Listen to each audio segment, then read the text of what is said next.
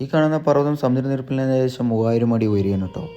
ഇത് മിസ്ഫാത്ത അൽ അബ്രീൻ എന്ന് പറയുന്ന സ്ഥലത്തെ ഒരു മൗണ്ടെയിനാണ്.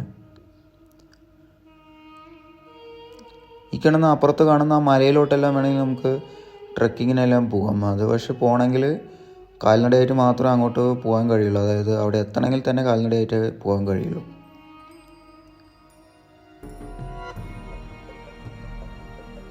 ഈ കാണുന്നതെല്ലാം ഒരു വാച്ച് ടവറാണ്. അതായത് പണ്ടത്തെ കാലത്ത് ഇവിടെ ശത്രുക്കളെ നിരീക്ഷിക്കാനോ അവരിൽ നിന്ന് രക്ഷ നേടാനൊക്കെ വേണ്ടി നിർമ്മിച്ചിട്ടുള്ളതാണ്.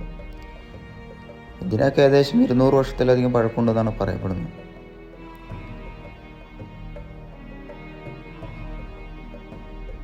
ഇവിടെ ഈ പ്രദേശത്ത് നിർമ്മിച്ചിരിക്കുന്ന വീടുകളും അല്ലെങ്കിൽ മറ്റു നിർമ്മിതികളായാലും എല്ലാം യമൻ ശൈലിയിലുള്ള അതിനോ അല്ലെങ്കിൽ അതുമായിട്ട് സാമ്യമുള്ളതായിട്ടാണെന്ന് ആണ് പറയപ്പെടുന്നത്.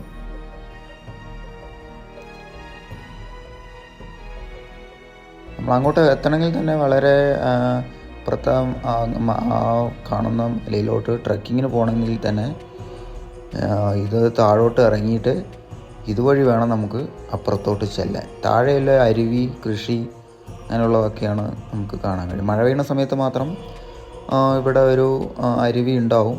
അല്ലാത്ത സമയത്ത് ഒരു നീരുറവ ഉണ്ട്. ആ നീരുറവയ്ക്ക് ഏകദേശം 2000 വർഷത്തിലധികം പഴക്കമുണ്ട്.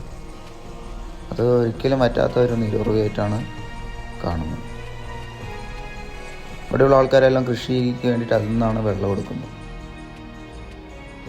ഇത് ഇതിൻ്റെ മറ്റൊരു ഭാഗമാണ് കേട്ടോ കാണുന്നത്. ഇത് അൽഹംറ എന്ന് പറയുന്ന ഒരു സ്ഥലമാണ്. ഒമാനിലെ തന്നെ വളരെ ഫേമസ് ആയിട്ടുള്ളൊരു വില്ലേജാണ് ഈ അൽഹംറ. ഇത് ബഹലിൽ നിന്ന് 15 കിലോമീറ്റർ അകലെയാണ് ഈ അൽഹംറ എന്ന് പറയുന്ന സ്ഥലം.